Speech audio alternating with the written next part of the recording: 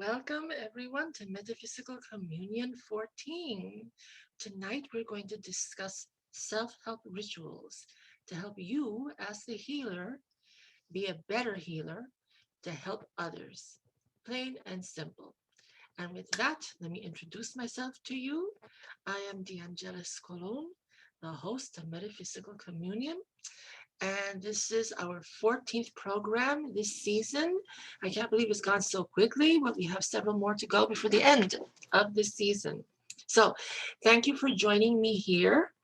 And we're going to discuss a few things about empowering yourself, making yourself the healthiest, most balanced, most serene person as possible, especially when you are providing services such as healing, readings, mediumship to others. If you as a practitioner are not at your best health, mind, body, and spirit, how are you possibly going to help others to achieve, the same thing, which is health, wellness, and light? So it always starts with you. Any responsible practitioner has to be in a state of balance, being in positive energy, knowing how to use all the things that you teach, all the lessons that you espouse to others out there. But if you don't take it yourself and apply it, what use is it then? You're not going to be at your best in helping others. So it doesn't mean that that's easy, obviously. We're all living on this world, and especially now with everything that's going on, it can be quite difficult, as we know. And from time to time, we're going to feel a sense of strain, and to put it, very mildly. And we all do. Everyone does, even those who work, in the spirit practitioner way. So the thing is to always try to keep a good perspective of things, to be clear, to try not to let the negative things that get at you from time to time get the best of you.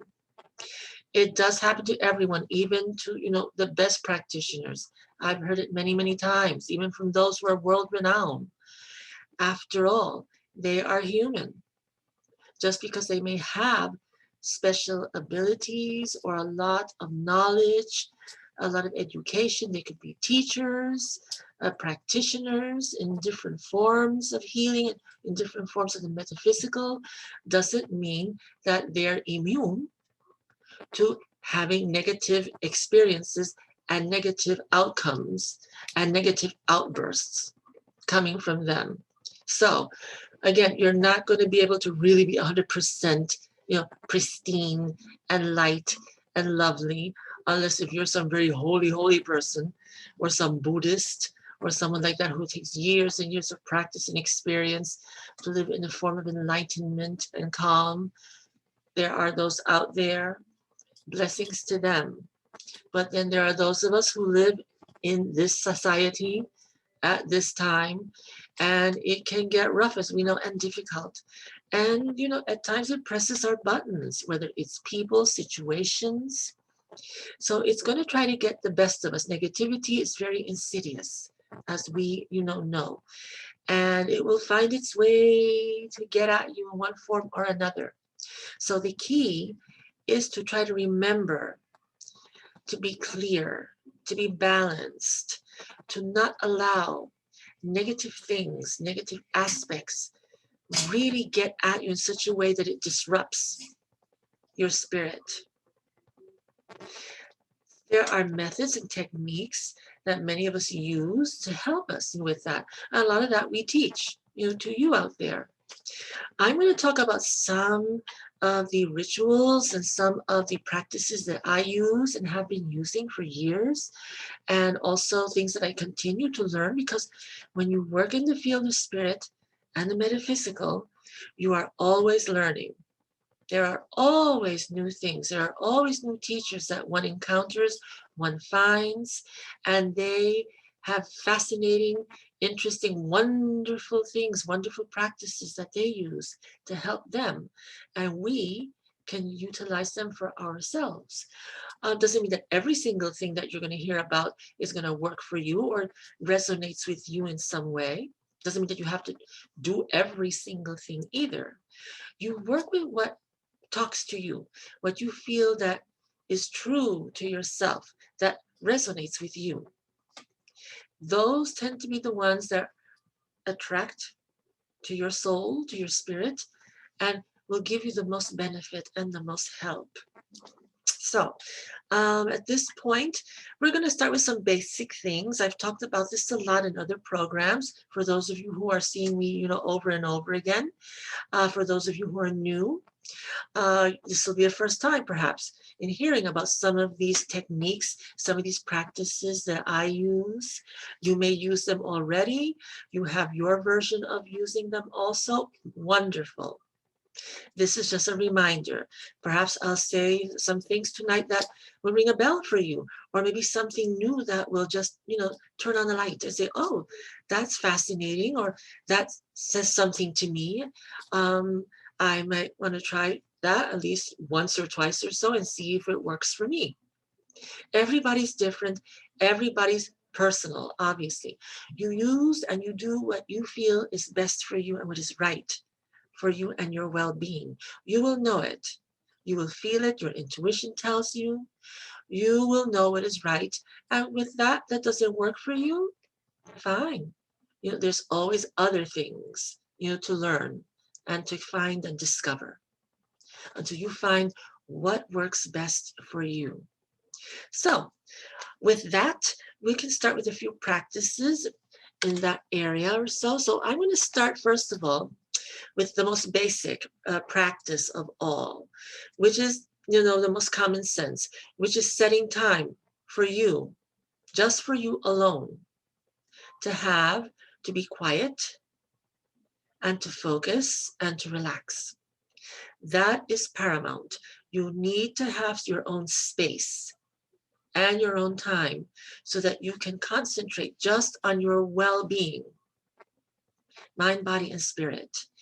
That you try to do on a daily basis. I know that's hard to do for many people out there, but it is important and it is essential, especially if you want to really grow in this area of your own self, of your own soul, your own spirit. You want to expand, you want to learn, you want to have more of a sense of centering, of inner peace, clarity, being present. So you need to always have time for you. Recommended as always is at least 15 minutes a day. Even if you have to space it out, 5 minutes apart at different times of the day, different intervals of the day. But try to do something for yourself just to quiet your mind, bring you peace, heal your soul if it's necessary. It is essential. So with that's number one, paramount.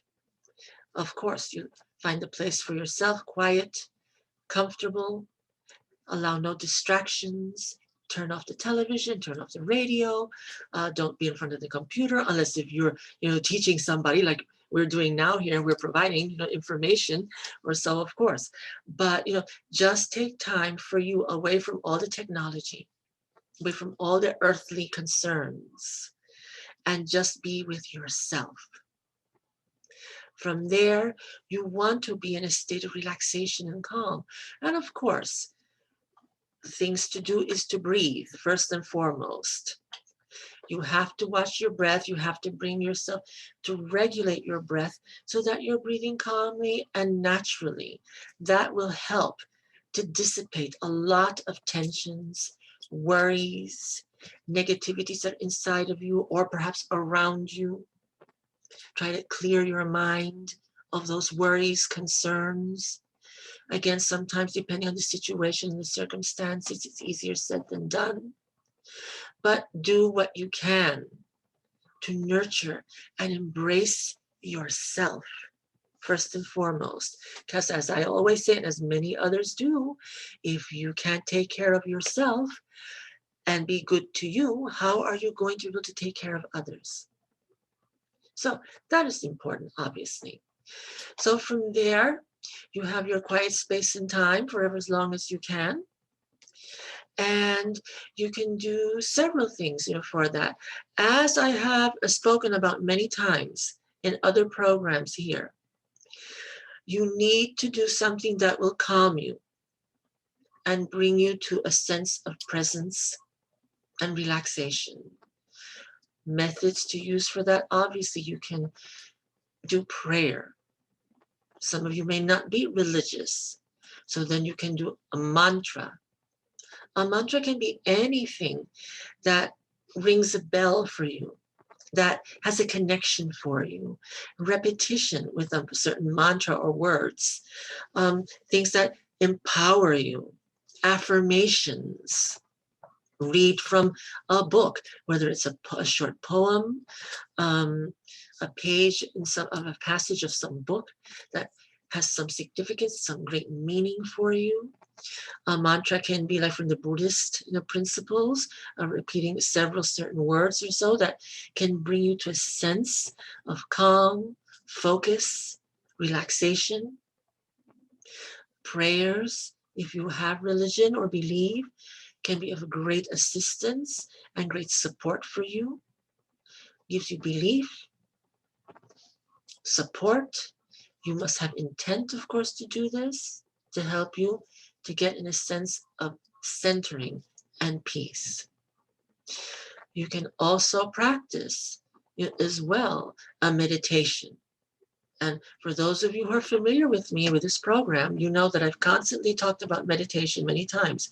And I have done several programs just devoted to meditation. For those of you who are interested, you can look into my Facebook page, The Angelus Colon Transpsychic Express. And I have several meditations, they're in my video section, there that you can look at and you can utilize, for a meditative practice or tailor it for yourself, depending on the needs that you have. You can customize your own meditations. There are many books out there. There are many even over the internet through YouTube. You can search the internet for different meditations. Many well-known practitioners, psychics, mediums have books and they provide meditations as well that you can utilize also. I mean, I can recommend right away immediately, for instance, John Edward, who's written several books, and he provides some lovely meditations, there that can be most helpful to you.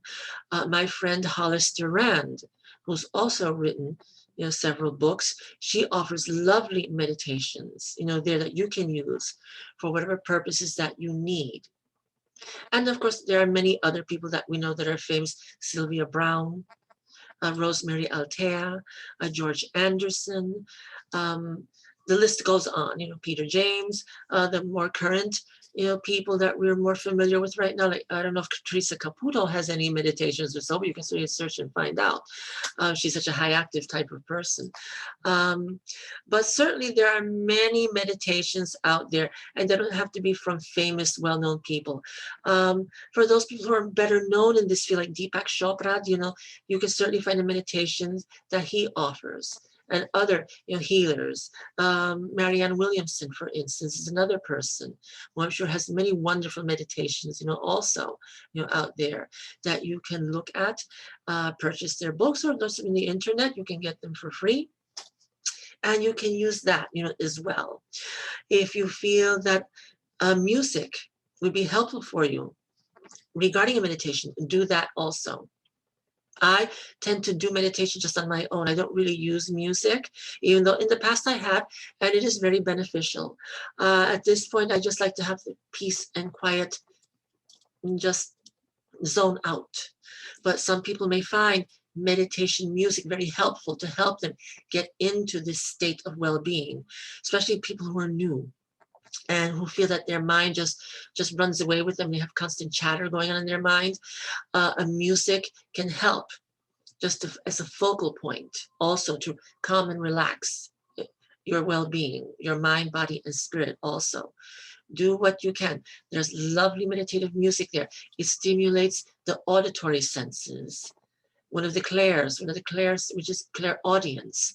So use that if you have affinity for hearing, for sound, for music. Go, with that. For those of us who are more clairvoyant in a meditation practice, you can certainly visualize, events, things, gardens, beaches, the sun, water, anything that brings calm, anything that you have an affinity to that brings some sense of relaxation, love, warmth. Do whatever makes you comfortable, whatever brings you into a state of grace. Meditation is extremely important to get you into a state of well-being and being present at the moment. So I tend to do that as much as I can. At times I can do it every day, a meditation for at least 15 minutes. Sometimes, this week was a little difficult. I was busy at work. I managed to do it 3 times, for instance, this week. But that's fine. Even if you do it 3 times a week, that helps tremendously. You will feel a difference. The key is to be disciplined and do it. And you will gradually start to notice the difference and the change. And it'll bring you more state of inner wellness and being, calm, concentration, precision in your thinking, wisdom, focus, and clarity. So we can look and use, those methods, also. In regards to that as well, if you go into that, that will help you with your psychic development. For instance, for those of you who are seeking, that. If you want to go further, just receive a state of grace and calm and tranquility. It opens your mind, makes you clearer. You start to receive answers to questions that you may have, whether it's through problems, through concerns, difficulties. The more quiet you are with your mind and yourself, the more you start to receive answers to help you resolve your problems, solutions to difficult circumstances. It helps a great deal. So those are wonderful practices. That's what I call, and what many of us call, the backbone, to getting yourself in a state of peace, balance. With that, besides music, you can also use candles, for instance, because natural light is the best. It adds warmth to the environment, warmth for you. It brings spirit closer to you as well. And you can use any type of candle that you like. For instance, every morning when I wake up, I have a ritual that I do. So I always like to do my prayers in the morning, in gratitude, in protection, praying for my family, for those who are in need, those who I know that have requested, prayers, or who really need healing. So I manage to do prayers every day, for that purpose, to bring healing, to bring peace and satisfaction, and just to bring a sense of calm, into my life and well-being. And prayer every morning is tremendous. It helps a great deal. And it will help you, also, in other forms. You can do mantras, as I said, if you're not a person who's into prayer or so. You can do mantras. You can do a variety, of things, to help you get into your state of grace and well-being. You can also, utilize, fragrances, scents. That is your clairsentience. Your olfactory senses. A lot of time, people utilize fragrances, oils, perfumes, sweet-smelling things, maybe even pungent things, to get them into a state of grace and well-being, also. And it helps a great deal because you want to have something that will help you calm, relax, get you into a state of presence. Most important thing of all. So, for instance, I like to use candles, in the mornings as well. So I have my rituals. So I do my prayers first and foremost. Then I light my incense, as well, because I believe that that also adds an environment of peace and spirituality and calm to the environment, as well. Let's see, it's talking about that. I do have a presentation with a few things here that we can look into, so that you can see more of this for yourself. And here we go. So here we have our self-help rituals. And as I've been speaking, we can use, for instance, our incense. And incense is a wonderful way of bringing a sense of spirituality, a sense of calm, a sense of being embraced in warmth and light in your environment. It helps tremendously, to get into a state of tranquility and calm, and feeling that you are just nurturing yourself, also in this process. So I always like to light an incense stick in particular, and then I go around the house and fill the whole apartment where I live, with that incense in the morning, just to bring that sense of peace, calm, and spirituality into the entire space. I also then do holy water, as well, immediately afterwards. So here I have a bottle of Lourdes water, and this is genuinely from Lourdes, France. So that water there has been blessed by the Blessed Virgin Mary, Mother, who had an apparition back in the, I do believe, 19th century. I went to Lourdes directly a few years ago, and we had this is in the southern point of France, by the Pyrenees, the mountains. And Lourdes is well known throughout the world as one of the sites where the Blessed Virgin Mary appeared to Blessed Saint Bernadette as a child. And she gave many revelations to Bernadette, there at the grotto, there of Lourdes. And Bernadette was a very poor peasant child way back then, and she received the visions and the blessings of Virgin Mary, and miraculous things, happened from there, and still do. There is now a magnificent basilica dedicated to the Blessed Mother, the Notre Dame de Lourdes. Saint Bernadette, of course, became a saint by the Catholic Church because of the miracles that are attributed to her also. And it's just a beautiful place of peace and love and healing. There's healing centers there. Many people who are ill, affirmed, go there for healings.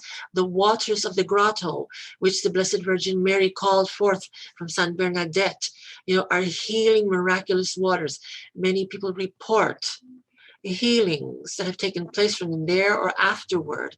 I brought back water from Lourdes there as well, for healings. So I either use Lourdes water or holy water, which you can get at any church, and just fill up a bottle there and bring it with you. And I sprinkle holy water every day also here in the home for blessings, for protection, for light, and to call upon, our spirits, our loved ones in the heavenly realms, our saints, the Blessed Mother in my case, but you can use it for any deity that you have an affinity for, or you feel a connection, a closeness with. And you can certainly, do this practice because it brings calm, it brings peace, it brings goodness, to you and to your environment. So that is what I do. With that, then I do a series of prayers of gratitude and protection. In my case, I pray to the Blessed Saint Michael, the Archangel, to, of course, the Blessed Jesus, the Blessed Virgin Mary. I have a series, of small, simple, prayers that I do every morning for protection, for gratitude, and for light. To bless our home, to bless my mother, to bless me, to bless those who are in need.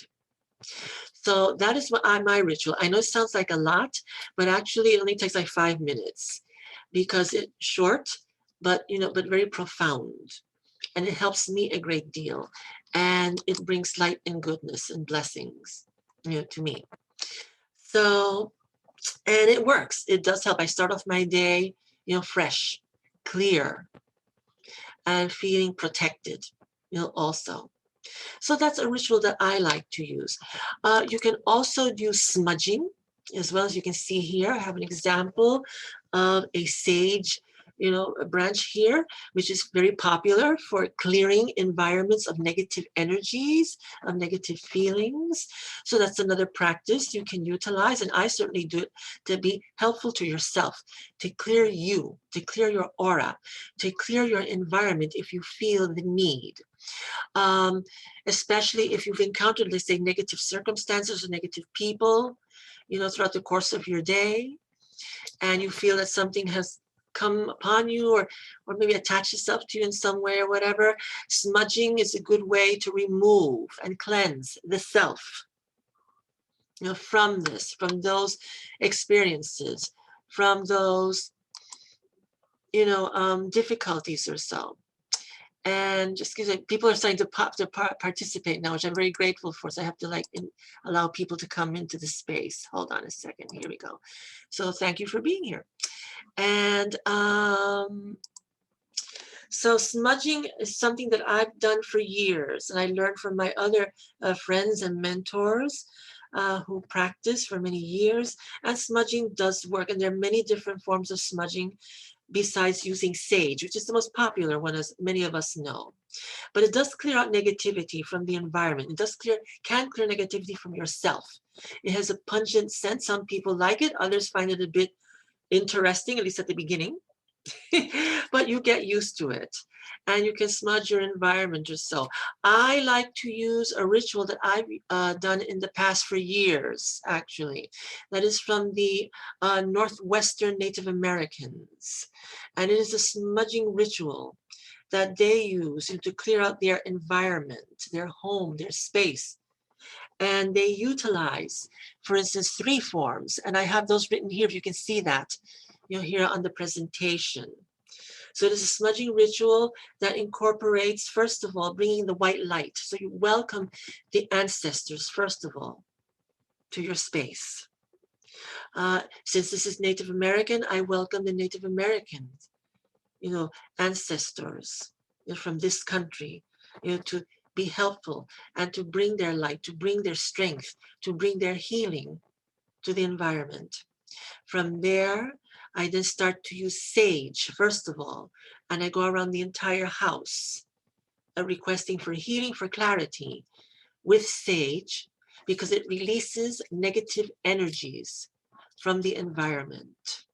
From there, I move then to cedar, and then you smudge with the cedar, and you do the same thing. You go around your environment or your home or whatever, and you clear the space. Cedar is the bridge between releasing the negative elements and opening to bring in the good and positive elements to the environment. So you go around and ask for that guidance, for that clarity, and for that clearing, that cleansing. The environment, for self, for others. They don't have to be in the same space as you, but they can be there, and you can, again, do this for them as well. And it just affords that sense of clarity for everyone. From there, then I move to sweetgrass. Sweetgrass brings in all the positive energies and elements to the environment. Again, I go around, in my case, the home, the space, and I cleanse, and I request, for help, for blessings, for clarity, for myself, for my family, for those who are in need, for my home in this case, or wherever, to bring in the positive elements into the atmosphere. So we utilize this to clear space. And it's most important because you need to do this from time to time, because there are certain negative things that come from us from time to time. And we need to recognize them, and we can usually sense them. Or so you want to have tools, an instrument to utilize to clear your space and to clear yourself, so you can be present and clear and at your best always. Mind, body, and your spirit. Once the ritual of the actual smudging takes place, I like to use a white candle. And as is said in that particular ritual, so you take a simple white candle, and if you can see it here, but I take a white candle, and then I go around the house. And then I push the light of the candle into all four corners of each room. And there you ask for light, from the native ancestors, from whoever that you pray to or request assistance from. And you push the light into every corner of every space. That secures, the light of spirit into your environment. Cleans, clarifies everything. You will notice a change in the environment as you are doing this particular ritual. And when you finish, you will feel it, you will see it, you will sense it. Things look brighter, things feel better, things feel lighter. You feel better, more calm, more sense of peace. So this is a wonderful ritual, to utilize, for cleansing, as well, smudging. As I said earlier, I like to do incense sticks in the morning. I find them easy, practical. They burn quickly. So, by the time I'm ready to go off to work, it is done. And I don't have to leave anything lit. The candle that I light every day, naturally before I leave, I out. Because we don't want to leave that going on either. It's not necessary. I've done what I needed to do to protect the space, to clean, to cleanse, and whatever. That's all that's necessary. And you've done what you've done, and it makes a tremendous difference, for the good, for you. So those are some of the rituals that, I like to use, in that case, in the mornings especially. It helps you a great deal. And I assure you, you will notice the difference. It's very empowering. Hello, everyone who's here. Thank you for being here. Lovely to see all of you here. So those are practical. They're simple, but they're powerful, and they work. Now, moving along, there are other things that you can do, and many of you may be very familiar with these also as well. I like to use color when it comes to self-healing and centering myself. Color vibration has a great deal of power and energy attached to it. Different colors have different vibrations and different purposes, as you may know. So I in particular like to use a great deal of the color blue, for instance. That is a healing color. It is the color of the oceans, of the emotions. Water is emotions. Whenever I feel a sense of tension or anxiety or so, I like to bathe myself in the light of the blue. That will help you with flushing out, clearing out negativities, releases tensions. There's a ritual that I learned actually from psychic medium Jeffrey Wands, who utilizes, and he was taught this by his mentors, who he used to call his aunts, Aunt Helen and Aunt Carol, who were very gifted mediums. So when he was starting out as a youth, they taught him many, many different things and how to hone his skills and his practice of mediumship. So the aunts taught Jeffrey this simple technique because at one time he was feeling a great deal of negativity around him, something he was completely unaccustomed to. And it was draining his energy. And he told the aunts what was going on with him. And he was very distraught at this point and desperate. Luckily, the aunts taught him this exercise. And it's very simple. It's when you go into the shower, visualize the water in a beautiful color of blue, turquoise blue, sapphire blue, whatever blue that resonates with you. Close your eyes and feel from head to toe that blue water cleansing you, removing all the negativities from the top of your head down to the very ends of your toes.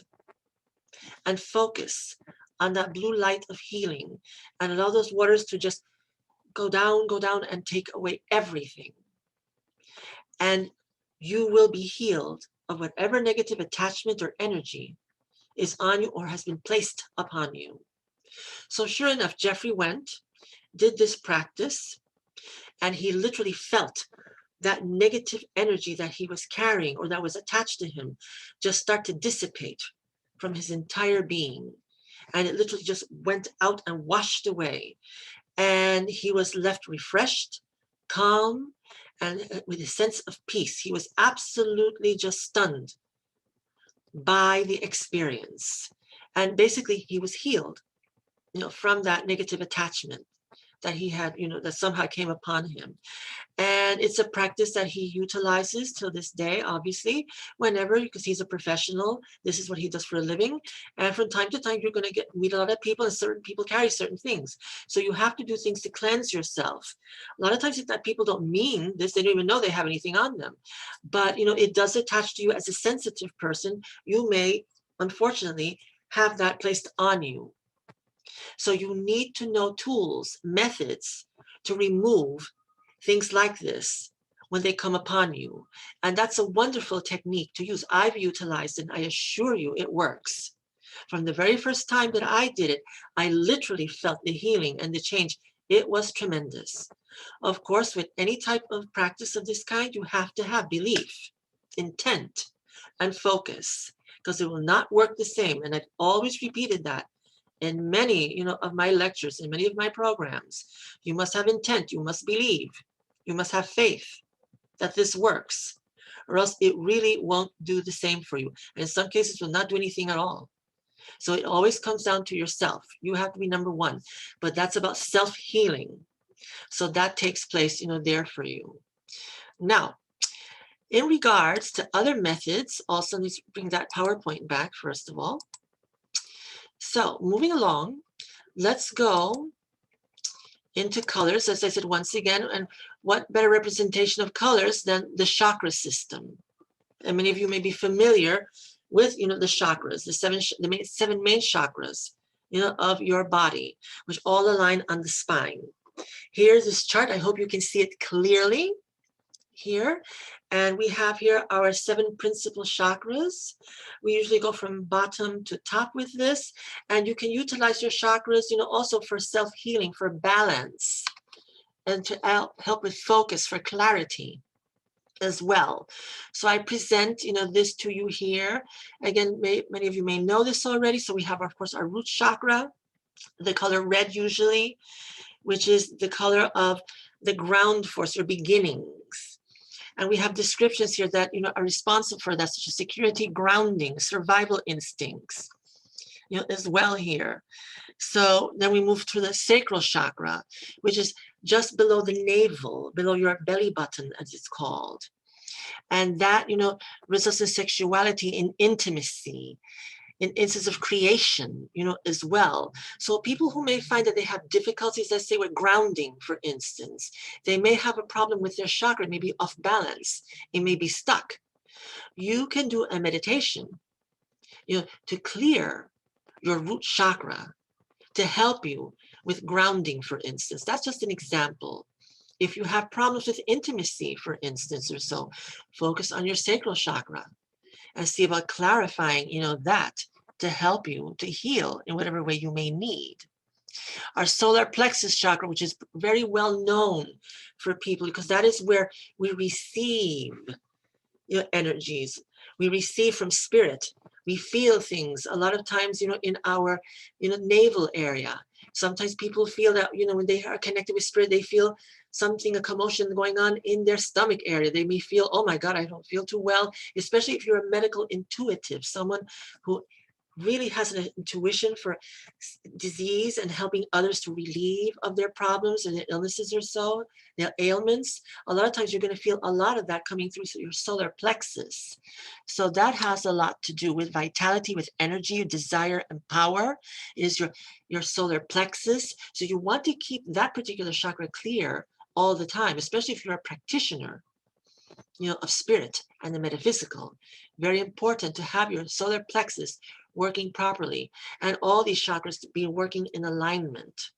We move up to the heart chakra as well. This is our emotions, love, hope, compassion, as it says here, relationships, feelings, of the heart, healing wounds. Very important for that because we feel through our heart, love, healing your hurts or so. We want to keep that also well balanced. Is the color green or the color pink? Either one. And there you want to meditate on healing of the heart, healing of wounds, healing of your emotions. You want to be at your best with your heart to give to others, to compassion, affection, empathy. Here's where that chakra rules. Your throat chakra is your communications chakra that is usually in the state of blue, right here by your throat. And here it is, also about creativity as well as healing. This is a very important chakra, especially for healers, for people who practice, metaphysics, spirit, because communication is everything here. You need to communicate properly with your clients when you're providing services, healings, readings, consultations. You want to be an open channel and a clear channel from spirit and for yourself. So you want to provide accurate, clear messages. You want to receive accurate, clear messages as well. Your communication chakra is everything. This is where you can store old wounds, where you have difficulty speaking about things, difficulties with expressing yourself. It could be there's a blockage with your throat chakra. Here's where you can meditate if you have problems of that nature to help you release and be more effective in your communications.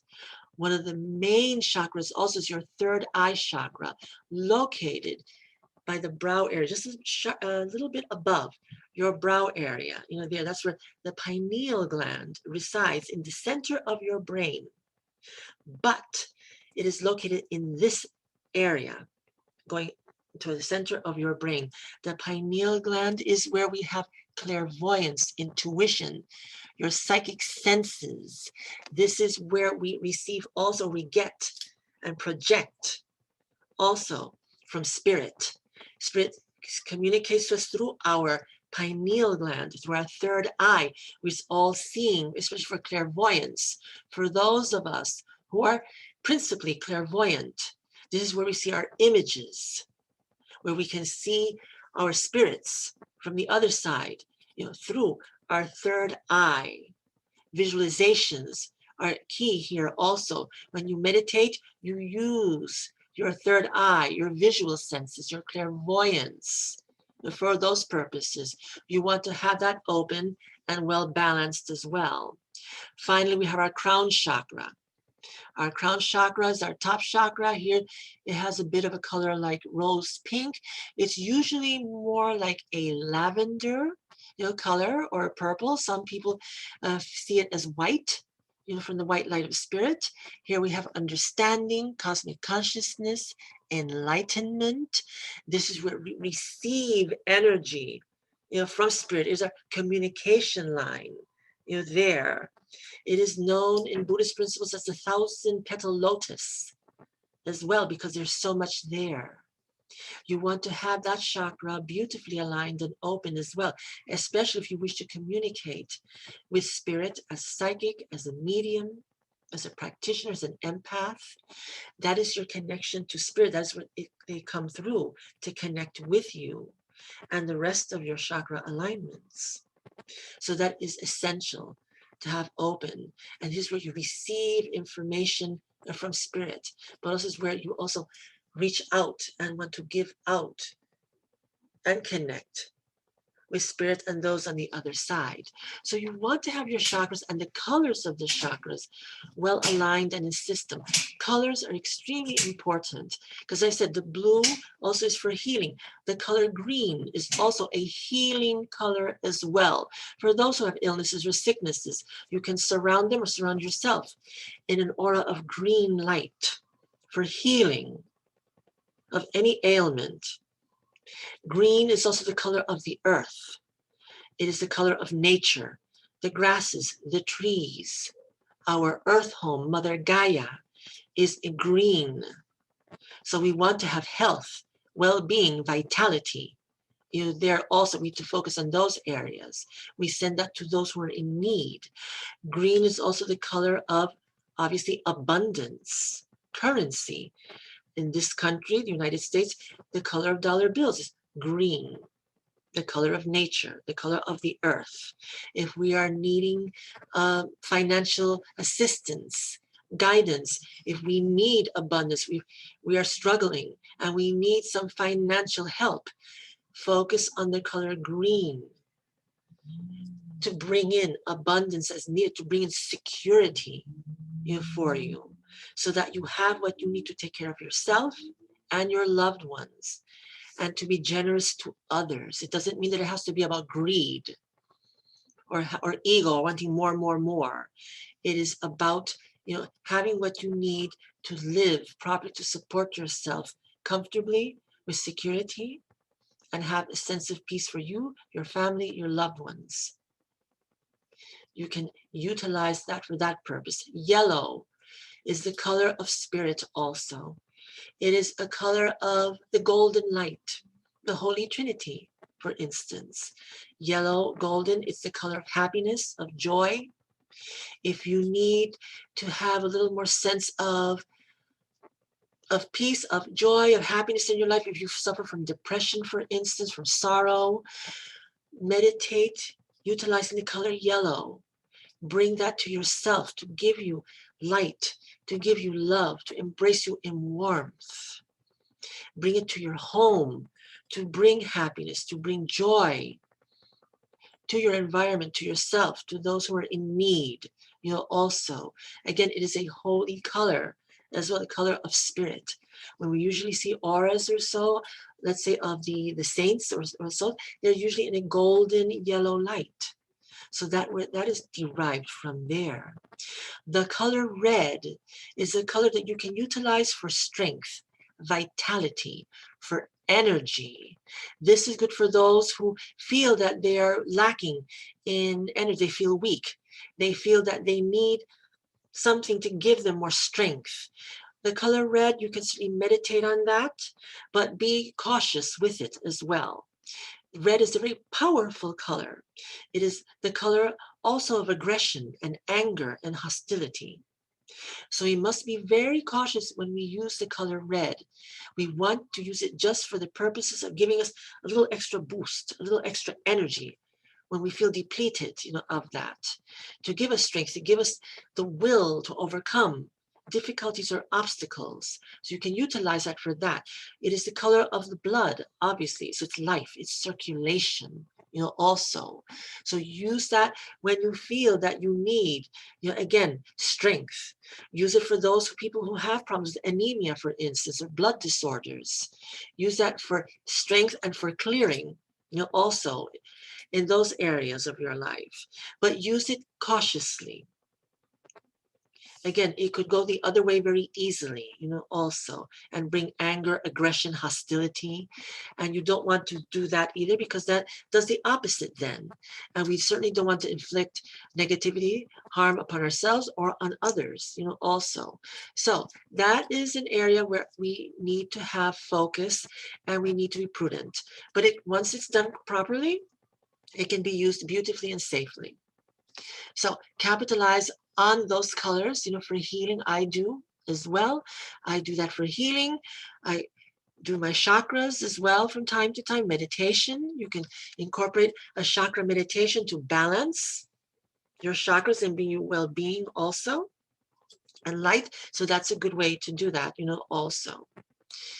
Of course, the chakras, are not just for humans, they're also for animals as well, too, as you can see. So, of course, our living loved ones and our fur babies, also have their chakras as well. So if you have your pets that are not feeling they're at their best or well, you can utilize, a healing of the chakras, for them too. They're not going to know how to do this themselves. They rely on you. After all, you are their parent. You are their guardian. So for healing your pets, whatever pet it may be, They have chakras. They are living beings. You can utilize also healing practices, for them too, to help them out in time of need. And here we have this nice, chart over here with our pet. And animals are wonderful doing prana poses, as you can see with yoga. And yoga is another method you can use as well for self-healing. It brings you clarity and focus and balance. Yoga poses, you don't have to learn all of them if it's too much for you, but yoga can be very helpful and beneficial. It also opens up your spiritual self too, besides the flexibility and the longevity that it offers, for you as well. I've done a few yoga poses in the past as well, especially when I had anxiety. And I found it to be very, very helpful. And from time to time, I still utilize some of those poses as well when I do my exercises, too. So very helpful. Animals are the origin of yoga poses, as you can see our friend here. They're wonderful. Dogs and cats, they get into wonderful poses that you can utilize for yoga. They are your teachers. They can teach you how to get into yoga as well. Notice that many animals are always happy and healthy and lovely. Well, that's probably one of the reasons why they stretch. They stretch, and that helps them, with their alignment and their balance. So here we have, all the chakras here that they use, and you can use that, to heal your loved ones who have fur or whatever, also. So moving along from there, as we talked about earlier, I like to use candles, for my self-help rituals and self-healing.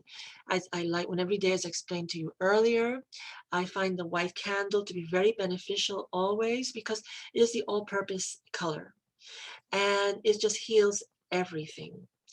And you can also focus on changing the color through your visual senses, through your imagination, and put any color or attach any color that you like to that particular white candle for whatever purpose of self-healing that you may have. And it will always help and it will always work. So besides affording the environment with a sense of calm, warmth, tranquility, quiet serenity, it also used for healing, especially for yourself. If you have a particular problem, ailment, that there's a particular color that I just described, for whatever reason, you can invoke that color into that candle. You can bring it to that particular white candle and place that color through visualization on it, and it will work just as well if it was a candle of that particular color. And it will work. Of course, you can use different colored candles, as you see here, as well, for different purposes. Always remember that they will heal you in the same way as a white candle. It's just that it has the color. For those who are more, inclined to have candles, use them. We have scented candles, as we well know, for those of you who love the fragrances or so. It is incorporating, your visual sense as well as your sense of olfactory, as well too, because scent is another sense that you can use for self-healing. We have oils, for instance, that do that. I have several oils here that I use as well, for healing as well. For myself, I try to apply different scents on a daily basis. You can use this for your self-healing during your meditations as well. Also, so we have different oils that we can utilize, for self-healing purposes. All your senses are important. The sense of touch, the sense of taste. Also, when we do readings, for those of us who do, we receive sometimes things through our taste or through touch. We feel them, or we feel something about us. Our senses are scent. There's a fragrance. You've heard many times in different practitioners talking about, I smell perfume from this particular person or this particular spirit. I smell cigar smoke, for instance. I smell, let's say, cooking, for instance, and that person was well known for that, for instance. So our sense of scent, of aroma, very important, fragrance, very important. You want to develop your 5 senses in order to do self-healing and to heal others as well. And there are more senses beyond, as we know, our 6th sense, 7th sense, and so on. You want to develop those as much as you can. Whatever scent, whatever fragrance, from the more positive to the more negative, but you want to experience because that helps open you up. It helps you grow spiritually. It helps you connect. And it's also wonderful for your self-healing, as well. Other things that we can use also for healing as well is, of course, to surround yourself in the white light. That is through candlelight or through visualization. Also, you want to surround yourself in the white light of healing, because that is the principal light. It's the simplest and it's the best for self-healing. So again, if you feel there's a certain negativity, you feel there's great tension upon you, negativity or so, surround yourself in the white light always. Very simple. Visualization. There's your clairvoyance once again. There's your third eye, your activation. Visualize yourself surrounded in the white light for cleansing, for healing, for protection. It will always work. It will always help you. You will feel the benefit. It makes you a stronger practitioner, a stronger healer. You'll be more clear. You will see literally clearer as well. You will think better with more focus, more attention, more clarity. You will express yourself better as well. Another thing that I like to use as well from time to time with rituals or so are crystals. Many of you are familiar with those as well. And for instance, I have a small quartz crystal here, just as an example. Many of you are familiar with it. This is an amethyst, actually. This is a form of crystal. Amethyst is one of the most popular crystals that are available out there. And I like to use this because it is a good all-purpose crystal. It helps with healing, relaxation. I have a larger amethyst that I put on my headboard behind me. And I have that purposely there to bring protection and calm. It helps with your sleep. So for those of you who have problems and difficulty with sleep from time to time, or tension or worries, take an amethyst crystal. Place it on your headboard or behind you or even below your pillow. And this will help you, and focus on it. It will help you to get more calm, more relaxed. It will help you with sleep. It also helps with your dreams as well. And of course, it opens your clairvoyance and your psychic abilities, also. So it's a very powerful crystal for protection, for healing, for cleansing, but also for sleep and for connecting with spirit, also. I have a variety of crystals that I use when I need for self-healing. For those of you, again, who may consider using the chakras and doing rituals with chakras, there are several chakras, rituals that you can utilize to help you. Balance your chakras as well. And there are crystals that you can use for those particular colors that you can align yourself with and you can use for healing, as well. So that incorporates the color, incorporates the power of the crystal. Every crystal also has different attributes that, again, you need to learn about so that they can help you to, again, to focus, balance, to have what you need, what you need to for self-healing and well-being. There's also people who believe a lot in using talismans, for instance, and amulets to help them as well for protection or to help others, as well. For instance, as an example, I have this as a talisman. This is the head or the mask of King Tut. If you can see that clear, I'm going to bring it a little more closer. Hopefully you can see that. Now, I've had this for many years. I got this in Egypt. And I wear this from time to time when I feel that I need some protection, or I feel that something from the Egyptian deities or so are asking me, for help, for strength, or I need help from them. So I will wear this as a form of protection and connection, with those particular deities, from ancient Egypt. And that is my way of strengthening that connection and receiving that energy, from them. So I use this as a form of a talisman. But you can also utilize amulets as well. So talismans help to protect and to bring that energy to you. An amulet is usually used to do the opposite, which is to project. and to provide, let's say, good things for others or for situations or needs. I will use this as an example. This is a mandala that I have as a pendant. This was made by my friend Terry Leone, who creates beautiful mandalas, and she does them in jewelry, in artwork as well. And I have received this from her. So I use this as an amulet when I feel that I need to repel something, or I want to bring something to be of help to myself or to others. So an amulet repels, let's say, negativity, so it doesn't allow that to come to you as well. So talismans and amulets are very helpful for self-help, for self-healing, but also for projecting, good things, towards others. Some people may use them for not so wonderful things, but that's other people. For those of us who work in the light or so, we have those things that we utilize so that we can help maintain our balance, our sense of well-being, our strength and light. And finally, before I conclude for the evening, one more thing. So I'm going to share the screen briefly once again. I have one more slide to show you. And that is calling in, again, the power of spirit. And again, the white light. The white light is everything, as I have written here.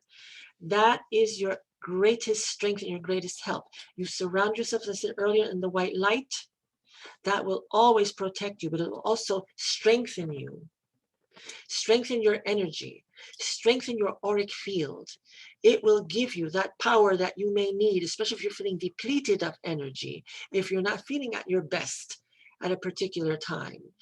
Focus on the white light. Focus on the aura around you. Strengthen that white light for yourself. You will feel a sense of energy coming to you, of strength. Your mind will clear. There will be vitality. There will be concentration. There will be the energy that you need to project to help others in time of need. It never fails. It is the principal light of spirit. It is our connection with the divine, your spirits, with the divine deities, for those who believe in as well. But it strengthens you as well. That is a practice that we all have. We all have the white light. We all have our auras around us. Sometimes we're not feeling at our best. We're overcoming illnesses, for instance. If we've had the flu, for instance, we're depleted. We need some energy. If we're not feeling at our best, this is another method, another practice you can use for self-healing by just meditating and focusing on the white light and surrounding yourself with that. You will notice immediately the change for the better. You'll feel more like yourself, for sure. You can also use any other colors as well to project towards others for healing. And it's the best thing. Light is everything. We work on frequency. We work on light. We are phosphorus. We are part of light and well-being. We have to keep ourselves strong and healthy and vital as possible, always, to be the best for ourselves, to be the strongest possible. Again, how are we going to help others if we are not at our optimum and our greatest strength? I see several people nodding here in agreement. That's good. And you know this, for those of you who practice, especially, you know that you have to have your wellness and well-being. And these are methods, and I hope you find this helpful, that that you can incorporate. Take what works for you. What doesn't, that's fine. But search, find. There are many, many other methods from many, many other people out there that you may find out about, and you may say, oh, that will work for me. That says something to me. It rings a bell. It works for me. I've done that in some way before, but this is another way of looking at it. Also, do what works for you. Do what makes you present, balanced, focused, and clear. You will see the change around you, and you will also see the change for others around you too. The more positive energy you have, the more positive comes back to you. Law of attraction, after all. Very simple and clear. You don't need a book, for that either. That's practical. That's common sense. Just do that. As you just do it, and you will see It's keeping positive, focused, and clear, and just being balanced, the most important things of all. So on this note, we've been on for an hour. So I hope that you have found this helpful. I'm going to post this later on my Facebook page, The Angelus Colon, Transpsychic Express. And for those of you who may have missed the first part or part of this, you can go there later on or whenever you have time. Go into my video section there. You will find this program there, and you can review or see what you missed from there, okay? So I hope that a lot of these things, a lot of these lessons that I provided tonight will be helpful to you. I always, appreciate feedback. So let me know what you think. You can write me on Messenger there on Facebook or so. And I'll also be posting this as well on my YouTube channel, Metaphysical Communion. So that can be found there as well. So on that note, I wish all of you health, healing, love, light. Have a wonderful weekend. It's going to be a little rainy, I understand, but remember tomorrow night is the full moon in Virgo. So get ready for that. Actually, that has a lot of positive aspects. It's the beginning of clearing. We're all going to get more energized. Tonight is the first night of that full moon, by the way. Full moon works in 3 cycles. So tomorrow night is the zenith. It comes upon us at 3:19 a.m. Saturday. So if you're up at that time or so, do a little ritual. Say a little thank you to the moon. Clear your crystals. This is a good night to power your crystals also. So what I recommend, take a bowl, fill it with water, put your crystals in there, and put it in the moonlight. And that will help to cleanse your crystals. The next day, just dry them, and you will see and feel the vibration on your crystals just be absolutely glorious. So that helps, as well, okay? So happy full moon, everybody. Happy weekend. Blessings to you always, and I'll be back and hopefully see you again next week with another sizzling program, okay? So on that note, thank you for being here, and beautiful evening. Good night.